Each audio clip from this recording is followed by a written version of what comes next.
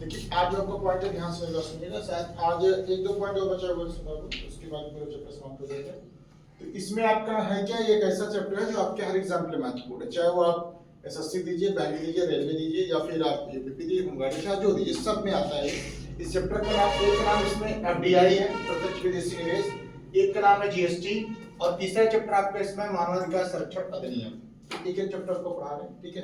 तो आप जितना जानते होंगे उससे ज्यादा महत्वपूर्ण क्वेश्चन, और हमारी गारंटी का आप इतना पढ़ के जाएंगे तो कोई भी एग्जाम होगा, आप सारे एग्जाम में चाहे जहां से क्वेश्चन रहेंगे वो सारे क्वेश्चन का पूरा रिप्रेजेंट है। तो देखिए क्या है प्रत्यक्ष विदेशी निवेश, ये क्या होता है।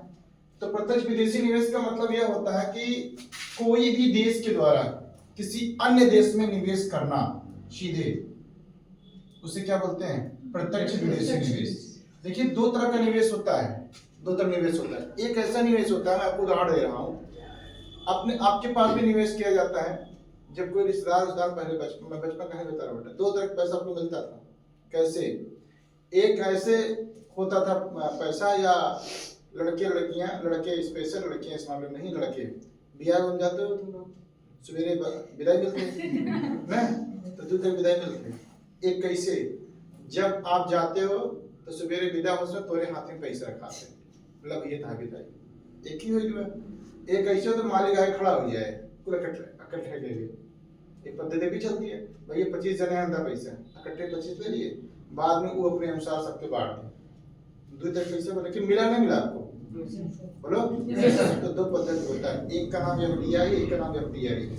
एफडीआई का मतलब होता है जब सीधे पैसा आपको मिले, यानी रिश्तेदार घर पे आए हैं, विदाई सीधा आपको दे रहे हैं, तो क्या है वो एफडीआई। क्या है एफडीआई। अब जाते हैं पैसे मम्मी को दिए, कल भैया को दिया, अब मैं कटौती काट मुझे पैसे, वो एफडीआई है। जब जिसमें सीधा पैसा ना मिलता हो, घुमा के मिलता हो, और ये जब सीधा पैसा मिलता है उसे क्या बोलेंगे, एफडीआई। तो आपका चैप्टर कौन सा है, एफडीआई, प्रत्यक्ष विदेशी निवेश, जिसके माध्यम से किसी एक देश के द्वारा किसी दूसरे देश में निवेश किया जाता है, अभी कैसे, सीधे तौर पर, उसे क्या बोलते हैं, प्रत्यक्ष विदेशी निवेश। अब इसको देखा जाए तो इसके लिए क्या हुआ कि सबसे पहले भारत में इसके लिए अरविंद मायाराम समिति का गठन हुआ था 2013 में। कब हुआ था, 2013 में। पहला इंपॉर्टेंट क्वेश्चन आपका यहाँ से आ गया कि सबसे पहले अरविंद मायाराम समिति बनी थी 2013 में। इसके मामले में इसका समिति का गठन का संबंध इसी से है। अभी आप जानेंगे कि 1991 के बाद ही हमारे एफडीआई की शुरुआत हो गई थी, ये भी क्वेश्चन पूछा हुआ है।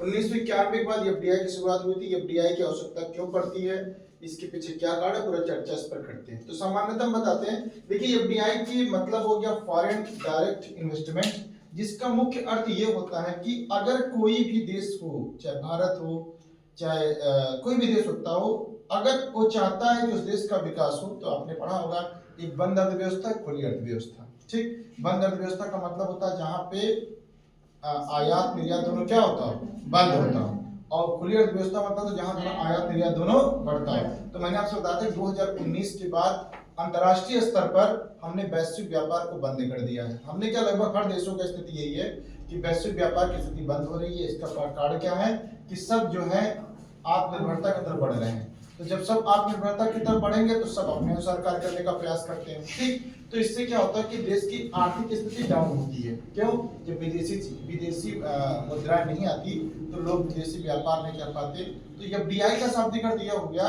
कि जब विदेश वाले लोग भी निवेश करना चाहें आपके देश में। ऐसा क्यों होता है, ऐसा इसलिए भी होता है कि अच्छा अगर ऐसा हो गया तो क्या होगा, ऐसा होने के बाद सबसे प्लस पॉइंट होता है रोजगार बढ़ेगा, बहुत सारी कंपनियां एस्टेब्लिशमेंट होंगी, देश की इनकम बढ़ेगी, टैक्स आएगा कि नहीं आएगा, जब आप कंपनी लाएंगे तो टैक्स भी आएगा। समझ में नहीं सुना। तो सबसे पहले 2000 अरविंद मायाराम समिति के संबंध किससे है, एफडीआई से। एफडीआई संबंध हो गया।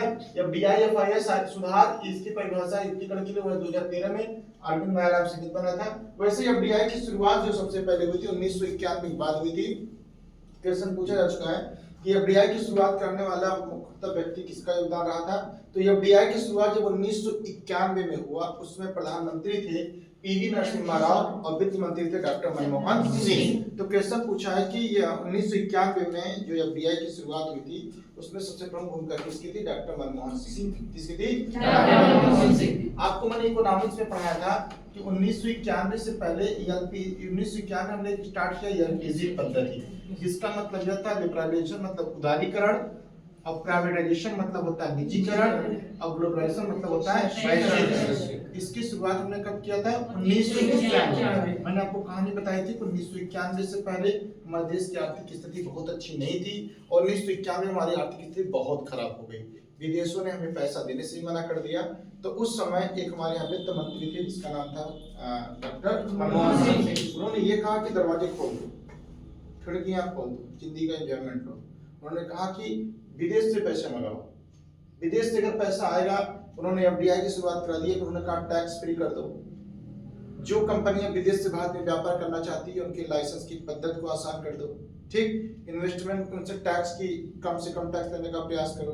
तो जब उनको ज्यादा फैसिलिटी देंगे तो भारत में व्यापार करने का प्रयास करेंगे। जब ज्यादा विदेश में कंपनी आएंगी, अगर भारत में कंपनी आ रही है तो सामान कहाँ खरीदेगी बेटा? भारत से। लोग रोजगार कहाँ पाएंगे? भारत से। वो टैक्स किसको पेमेंट करेंगे? भारत को। जमीन किसका है? भारत का। बिजली का बिल किसको देंगे? भारत को। यानी एक तरीके से भले प्रॉफिट को लेकर जा रहे हैं, लेकिन कई सारे स्रोत बन जाते हैं देश में इनकम का। तो इसको हमने कहा उदारीकरण। प्राइवेटाइजेशन का मतलब क्या होता है? निजीकरण को बढ़ावा दिया जाए। सरकार के पास इतना पैसा नहीं है कि वो हर कंपनी खुद चला सके, इतना पैसा किसी सरकार के पास नहीं होती। तो यदि निजी संस्थानों को दे दिया जाए तो क्या होता है कि लोग कंपनियां ज्यादा एस्टेब्लिशमेंट करना शुरू कर देंगे। जैसे सरकारी बसें से ज्यादा प्राइवेट बसें देखते हैं, ठीक है, सरकारी बैंकों से ज्यादा प्राइवेट बैंक हैं। तो आप ये देखते हैं कि जो बैंक के प्राइवेट से सरकारी स्कूल ज्यादा प्राइवेट स्कूल हैं। तो इसका मतलब यह है कि निजीकरण करने के बाद देश में अब अर्थव्यवस्था की भी सुधार आता है, पहली बात। तो दूसरा, रोजगार की स्थिति बढ़ती है। तो दूसरा निजीकरण। तो तीसरा मैंने वैश्वीकरण समझाया था। वैश्वीकरण का मतलब ये होता है जब भारत की वस्तुओं का, जैसे मैंने आपको उदाहरण दिया था कि जब आप अपने बचपन की याद करते हैं तो आपके यहाँ माठा फ्री मिलता था, ठीक है, किसी के यहाँ पूछो तो माठा जब मांगो तो दे दे इकट्ठा ही। लेकिन आज वही छाछ के नाम पे मार्केट में बिक जाता है। बिक रहा नहीं बिक रहा है? बचपन में आपके यहाँ दही बहुत था, ठीक, हर किसी के यहाँ दही जाओ लेके चले आओ, मिल जाता है खाने के लिए। आज आप देखेंगे तो दही मिल नहीं रहा। जो दूध गांव में 40 रुपए मिलता है वो डेयरी पर आप जाएंगे 70 रुपए में पा जाएंगे। तो इसका मतलब क्या होता है कि जब गांव वालों ने घर से बाहर निकल के सामान को बेचा तो उन्हें अपनी प्रॉपर्टी का ज्यादा पैसा मिला, कम मिल रहा है। इसी को वैश्वीकरण कहा गया कि जब भारत की वस्तुओं को हम विदेश में बेचेंगे तो उसकी कीमत हमें क्या मिलेगी? ज्यादा मिलेगी, और नगद मिलेगी। क्या मिलेगी? नगद। मैं एक छोटा उदाहरण दे रहा हूं आपको कि आप बहुत छोटी उदाहरण दे रहे हैं आप लोग को, ठीक है, कि आप ऐसे हर दुकान को देखते होंगे कि जो दुकान चौराहे पर एस्टेब्लिशमेंट है, जैसे बादशाहपुर की कोई दुकान बहुत ज्यादा चलती, सुजाना की दुकान नहीं चल पाती उतने जितने बादशाहपुर चल रही। मथी सारी दुकानें अच्छी चल रही है, किसकी ताकत पे चल रही है? लोकल जनता की ताकत पे कोई व्यापार नहीं चलता। जब भी चलता है बाहरी लोग की व्यापार चलता है। अब क्यों चलता है? इसलिए है कि जैसे यदि आप किसी बस से यात्रा कर रहे हैं और आप किसी दुकान पे रुके रेस्टोरेंट पे, तो रेस्टोरेंट पे आप नाश्ता करें, खाना खाएंगे, जितना पैसा आएगा उतना आप दे देंगे तुरंत। लेकिन यदि आप लोकल हैं तो क्या कहेंगे? लिख कर दे दीजिए, पता नहीं होता। तो इसका मतलब आप न तो दुकानदार आपसे पैसा प्रॉफिट कमा पाएगा और न तो आप उस एवज में आप प्रॉफिट पे आ पाएंगे, न दुकान चल पाएगा। तो वैश्वीकरण करती होता है अंतर्राष्ट्रीय स्तर पर व्यापार को करना। किस स्तर पर? इन तीनों की जब स्थिति को लाया गया, इसी समय एफडीआई आया। एफडीआई आएगा जब हम वैश्वीकरण को अपना लिए, उदारीकरण को अपना लिए, तो विदेशों से कंपनी आना चालू हुआ। तो वहां पे पैसा दो तरीके से आता था। एक, या तो सीधा कंपनी लगा दिया जाए, जैसे ए नामक कोई कंपनी है और अमेरिका ने ए में सीधा प्रॉपर्टी लगा दिया, एक तरीका ये होता है। दूसरा एक होता है टैक्स हेवन कंट्री, का नाम सुना होगा आप लोगों ने, टैक्स हेवन कंट्री। एग्जाम में क्वेश्चन पूछा रहा है। टैक्स हेवन कंट्री मुख्यतः कहा किसको जाता है? ऐसे देश जो, जैसे उदाहरण दे रहा हूं, भारत का सबसे ज्यादा व्यापार सिंगापुर से होता है। सब ज्यादा एफडीआई कहां से आती है? सिंगापुर से। ये भी क्वेश्चन बना हुआ आपका। मॉरिशस से आ जाती है। भारत के साथ कुछ ऐसे देश है जिसको आपने पढ़ा होगा एफटीए, फ्री ट्रेड एग्रीमेंट, पढ़ा है ना आपने? FTA, free trade agreement. ये क्या होता है? ये होता है कि अगर आप हमारे देश में व्यापार करेंगे तो मैं आपसे कोई टैक्स नहीं लूंगा। तो जानते क्या करते हैं कुछ कंपनी के लोग? कुछ क्या करते हैं, इसे यही अमेरिका का व्यक्ति अगर भारत में निवेश करता है तो उसे पता चला कि उसे 15% का टैक्स देना पड़ेगा, ठीक। लेकिन इस अमेरिका के व्यक्ति को, मान लीजिए आप ही, ठीक है, आपको ये बात पता होगा कि अगर मैं मॉरिशस के माध्यम से भारत में टैक्स करूंगा तो 1 रुपया टैक्स नहीं देना पड़ेगा। तो आपने क्या कहा पता? आपने एक मॉरिशस के किसी व्यक्ति को आपने ले लिया अपने साथ, और पैसा आपका ही है, सब कुछ आपका है, लेकिन ये पूंजी आपने अपने माध्यम से न लगाकर इनके माध्यम से पूंजी लगा दी। अब ऐसे देश टैक्स हेवन देश कहलाते हैं। ऐसे देश जो अपनी पूंजी नहीं लगाते, किसी अन्य देश की पूंजी लेकर के ऐसे लगा देंगे, उसे टैक्स हेवन कंट्री कहा जाता है। समझ गए मेरी बात को? तो लेकिन आप पूंजी तो देश में ही रहा है, कहीं और जा रहा है, देश में ही है। तो इसको हमने क्या कहा कि 1991 में इसकी शुरुआत हो गया था। इसे हम उदारीकरण के लिए अंतर्गत लाते हैं। और उसमें पीवी नरसिम्हा राव प्रधानमंत्री थे और उससे वित्त मंत्री कौन था? मनमोहन सिंह। यह बीआई का जनक विश्व स्तर पर किसको माना जाता है? हाइमर। किसको? हाइमर। ये भी आप लोग इंपॉर्टेंट क्वेश्चन है ये। विश्व स्तर पर एफडीआई जनक किसे मानता है? हाइमर को। और भारत में इसके जनक माने जाते हैं चंद्रकांत संपत। कौन माने जाते हैं? चंद्रकांत संपत माने जाते हैं भारत में इसके जनक। और अंतरराष्ट्रीय स्तर पर किसको माना जाता है? हाइमर। ठीक है, भारत में जनक कौन है इसके? चंद्रकांत संपत। ये किस मंत्रालय के अंतर्गत आता है? वाणिज्य उद्योग मंत्रालय। किसके अंतर्गत? वाणिज्य उद्योग मंत्रालय। क्लियर समझ रहा है आपको? पॉइंट पढ़िएगा। अंतरराष्ट्रीय स्तर पर हाइमर इसके जन्मदाता है, भारत में इसके संपत जन्मदाता है, वाणिज्य उद्योग मंत्रालय के अंतर्गत आता है। 1991 के बाद भारत में एफडीआई की शुरुआत तेजी के साथ चालू हो गया। मुख्यतः 1991 में इसकी शुरुआत हुआ ही था। अरविंद मायाराम समिति का संबंध किससे है? एफडीआई से। किससे है? एफडीआई से। उसके बाद बात करें, अभी क्वेश्चन भी पूछा था, एफडीआई पर नियंत्रण कौन रखता है? तो एफडीआई पर नियंत्रण रखती है आरबीआई। कौन रखती है? आरबीआई। क्वेश्चन सीधा पूछा गया है एसआई में कि एफडीआई में नियंत्रण कौन रखता है? आरबीआई। अगर आरबीआई की बात करें तो हिल्टन यंग योजना के अंतर्गत 1939 में 1935 में एक संस्था की स्थापना किया गया जिसका नाम था आरबीआई। कब स्थापना किया गया? 1935। आपको भारतीय अर्थव्यवस्था मैंने पढ़ाया था। उसके बाद 1949 में इसका राष्ट्रीयकरण कर दिया गया। तब ये आरबीआई देश की केंद्रीकृत बैंक हो गई। तो यानी एफडीआई पर नियंत्रण कौन रखता है? आरबीआई। ठीक। एक क्वेश्चन होगा एग्जामिनेशन में, संगुटिका प्रत्यक्ष विदेशी निवेश क्या होता है? क्या होता है? संगुटिका प्रत्यक्ष विदेशी निवेश। ये क्या होता है? सीधा एग्जाम में पूछा हुआ है। अब इसकी परिभाषा जान लीजिए। मैं आपको उदाहरण आपकी सामान्य भाषा में समझा रहा हूं जिसको आप समझ सके। मैं किस चीज का टीचर हूं? मैं मतलब मेरा पेशा क्या है मुख्य रूप से? टीचिंग। अच्छा टीचर या खराब टीचर जो भी हो, टीचिंग करता हूं। तो मेरा मुख्य रूप से पेशा क्या है? टीचिंग। तो मेरी संस्थान है सर्विसेज क्लासेस। अब मैं सर्विसेज क्लासेस से कोचिंग का संस्थान का टीचर हूं। अब हमने क्या किया, मैं अपनी कंपनी एस्टेब्लिशमेंट कर रहा हूं, जूता चप्पल की, शूज स्लीपर्स की। मैंने कंपनी एस्टेब्लिशमेंट कर दिया। ये कंपनी मैंने अमेरिका में सिंगापुर में कंपनी लगा दी। तो मैं जो कंपनी वहां लगा और मेरी इस कंपनी से अलग है कोई है, ऐसे व्यापार को संगुटिका कहा जाता है। एफडीआई क्या बोलेंगे? संगुटिका एफडीआई। यानी अगर कोई व्यक्ति अपने यहाँ जिस व्यापार में है उस व्यापार से अलग कोई व्यापार किसी अन्य देश में शुरू करता है तो उसे बोलते हैं संगुटिका प्रत्यक्ष विदेशी निवेश। समझ के मेरी बात को? यानी अगर आपने 2-4 को रेस्टोरेंट खोल रखा है, एक नया दुकान खोल रहे हैं, नई संस्थान खोल रहे हैं, नया चीज चालू कर रहे हैं, तो अब क्या हो गया आपका? संगुटिका। क्या हो गया? संगुटिका। यानी एक क्षेत्र में व्यापार करने का अतिरिक्त अन्य क्षेत्र में भी देखा जाए उसे क्या बोलेंगे? संगुटिका।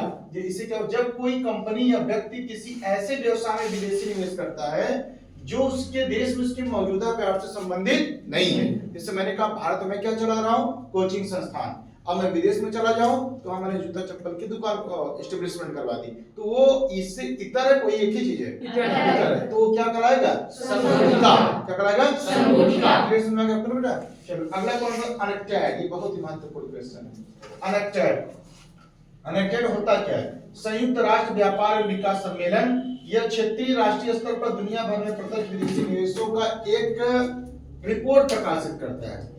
अनेक्टेड ये बताता है, जैसे अभी आप देखते हैं अक्सर आप एक रिपोर्ट आप पढ़ते हैं, हर बार एग्जाम में आता भी है, किस देश में विदेश निवेश करना आसान है, कि ईज ऑफ डूइंग बिजनेस, किस देश में व्यापार करना आसान है, कि वो कौन सा देश ज्यादा रिस्क लेवल का है, कहाँ पे व्यापार करने में ज्यादा घाटा होता है। जब मैं करंट अफेयर पढ़ा था मैंने बताया था आपको कि कुछ ऐसे देश है जहाँ पे लोग व्यापार करना चाहते हैं। उत्तर प्रदेश, भारत के कुछ ऐसे राज्य हैं जहाँ लोग व्यापार के निवेश बिना सोचे समझे लगा सकते हैं, लेकिन कुछ ऐसे प्लेस है जहाँ पे निवेश करते हैं उनको सोचना पड़ेगा।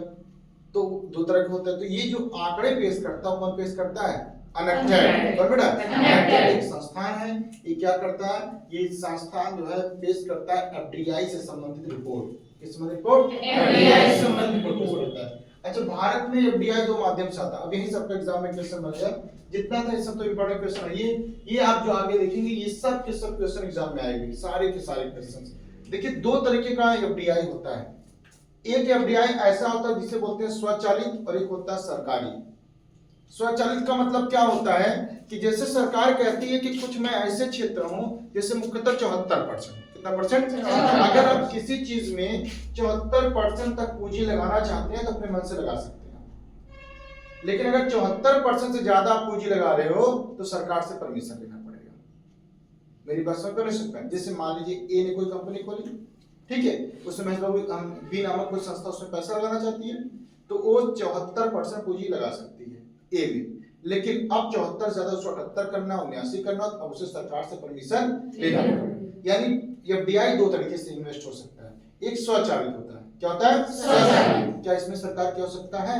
नहीं। सीधा एग्जाम में क्वेश्चन पूछा हुआ है, एफडीआई के किसके अंतर्गत सरकार का परमिशन की आवश्यकता नहीं होती, जिसमें मैंने कहा स्वचालित मार्ग बन गया स्वचालित, इसमें सरकार की किसी अनुमति की आवश्यकता नहीं होती। दूसरा होता है सरकारी मार्ग, जिसमें सरकार की अनुमति की आवश्यकता होती है। जैसे कुछ ऐसे क्षेत्र, जैसे रक्षा क्षेत्र हो गया, उसमें कुछ भी इन्वेस्ट करना हुआ तो आप सरकार से पूछेंगे। जैसे किताबें, पत्रिका, जैसे भारत में जितने अखबार चल रहे हैं, ठीक है, अखबार का प्रकाशन कोई विदेशी नहीं कर सकता।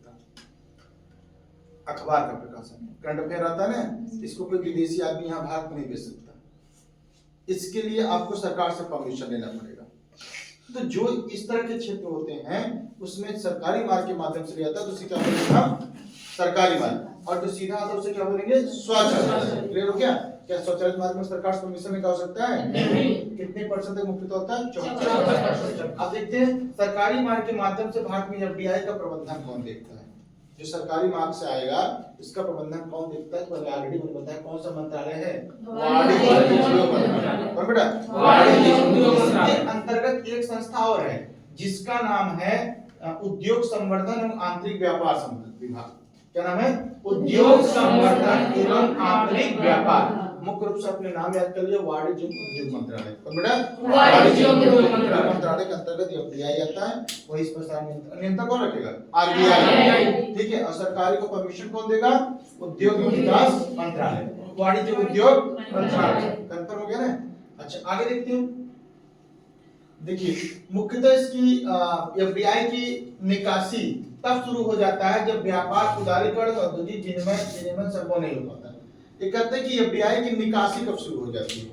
ये थोड़ा सा शब्द टफ लिखा गया इकोनॉमिक्स का, इसको मैं आपको सामान्य भाषा में सिखा रहा हूँ, आप लोग मेरी बात ध्यान सुनिएगा। इसमें लिखा गया है कि एफडीआई की निकासी तब शुरू होता है जब व्यापार, उदारीकरण, औद्योगिक विनिमय संभव नहीं होता। बात तो समझ में नहीं होगी आप लोग को ना। अब मैं आपकी सामान्य भाषा समझा रहा हूँ, सुंदर बेटिया होता क्या चीज बताओ सामान्य भाषा। जैसे आई एम टीचर, ठीक, मेरे लिए हर बच्चा महत्वपूर्ण है।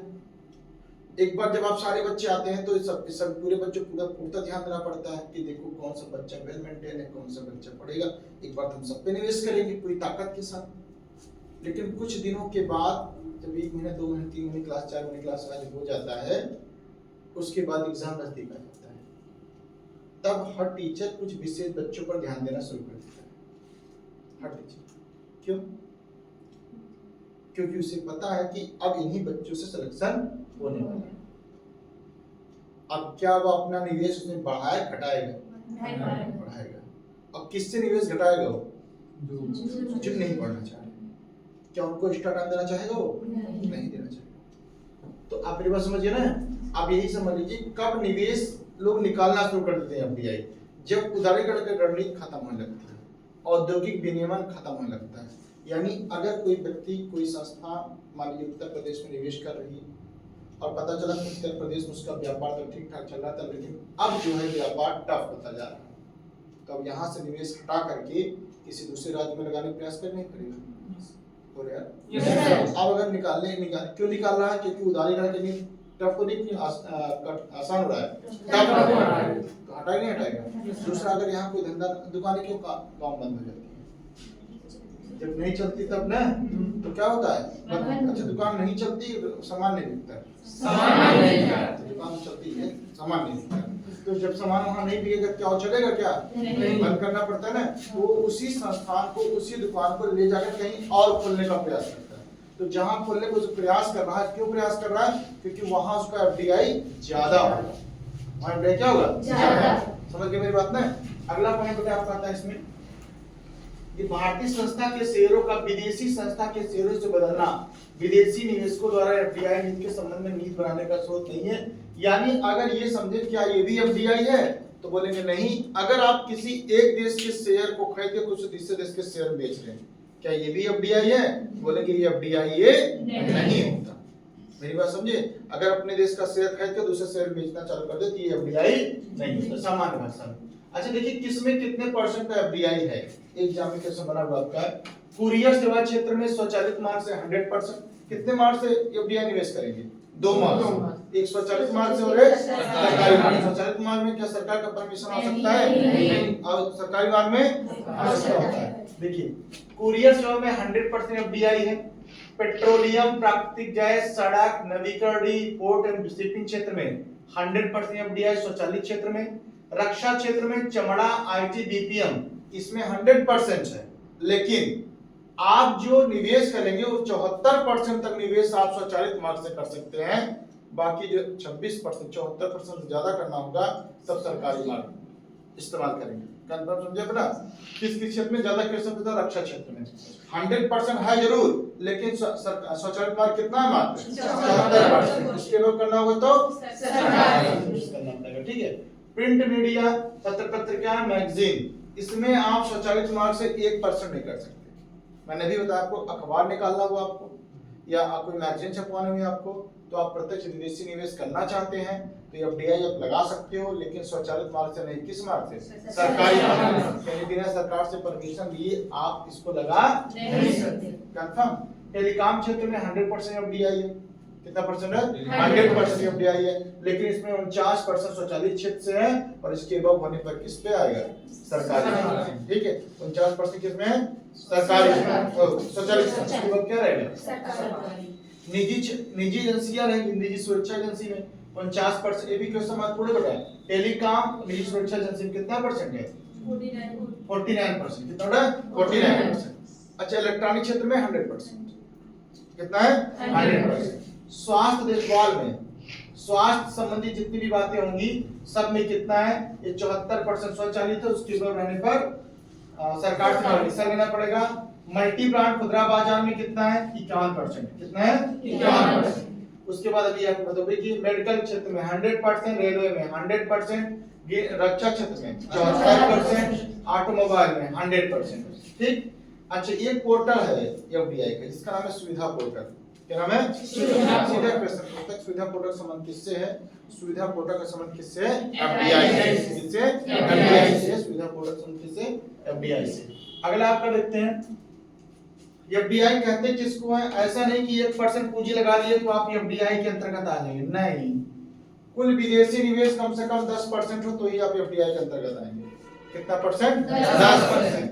ये नहीं कि आप 2% शेयर खरीद ले रहे हो, 1% शेयर खरीद ले रहे हो तो हम बोलेंगे हम भी एफडीआई के मेंबर हैं यार। ऐसा नहीं है। कितना परसेंट होना चाहिए? कम से कम 10%। कितना? 10% होना चाहिए। आर्थिक सहयोग एवं विकास संगठन के अनुसार किसी निवेश को मानने के लिए कम से कम 10% की सीमा होनी चाहिए। अगला पॉइंट एफडीआई का किस किस क्षेत्र में आप एफडीआई नहीं लगा सकते? मतलब प्रत्यक्ष विदेशी निवेश बिल्कुल मना। लॉटरी क्षेत्र नहीं लगा सकते। किस क्षेत्र में?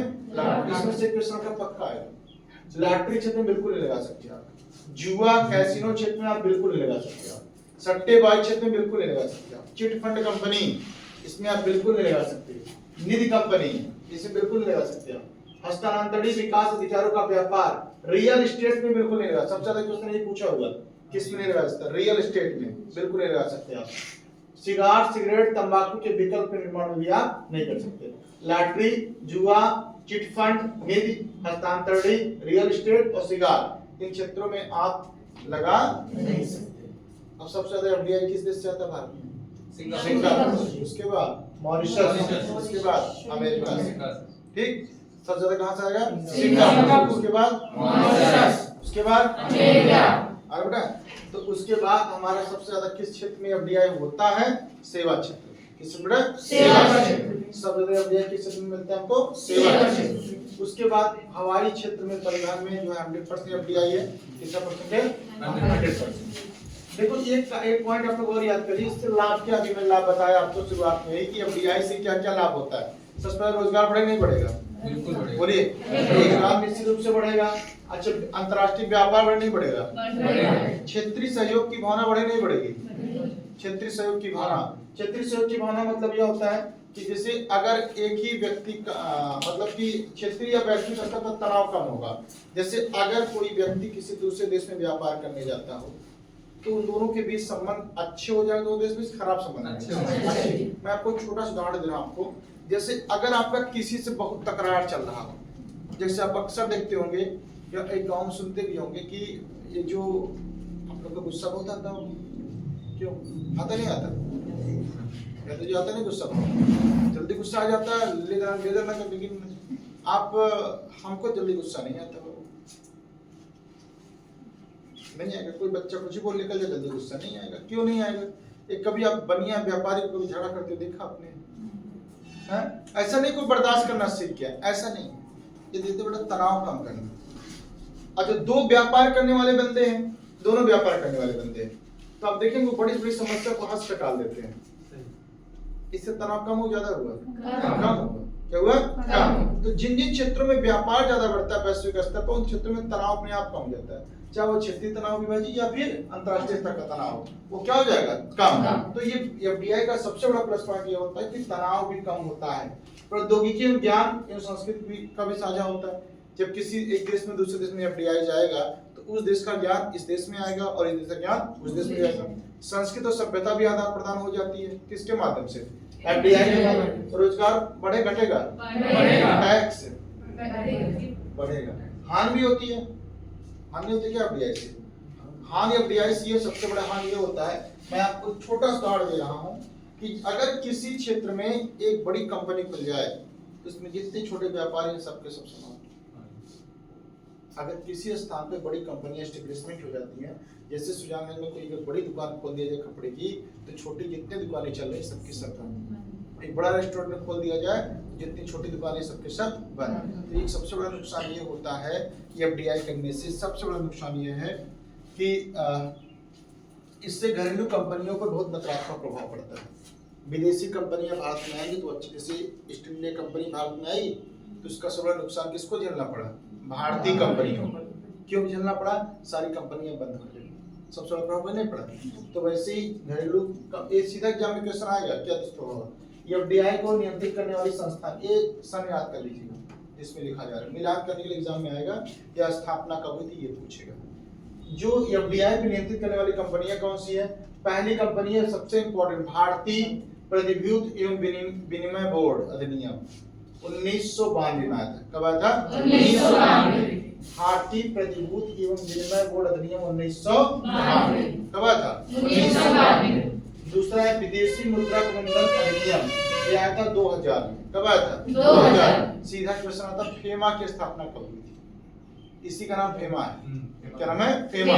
विदेशी मुद्रा प्रबंधन अधिनियम, ये कब आया था? सन 2000। कब आया था? सन 2000। सीधा क्वेश्चन एग्जाम में आपका आएगा। तीसरा विदेशी व्यापार विकास एवं विनिमय अधिनियम 1992 में। कब आया था? 1992 में। विदेशी व्यापार विकास एवं विनिमय अधिनियम 1992। चौथा था आयकर अधिनियम, ये कब आया? 1961। कब आया था? 1961। और अंतिम आता है भारतीय अनुबंध अधिनियम 1872। कब आया था? 1872। तो आपको फिर से सुन लीजिएगा, भारतीय प्रतिभूति एवं विनिमय बोर्ड अधिनियम 1992। कब आया था? 1992। विदेशी मुद्रा प्रबंधन अधिनियम सन 2000 में। कब आया था? 2000। विदेशी व्यापार विकास एवं विनिमय अधिनियम 1992। आयकर अधिनियम 1961 और भारतीय अनुबंध अधिनियम 1872। तो इस तरीके से आपका एफडीआई संबंधित जितना क्वेश्चन थे सबके समाप्त। ठीक है।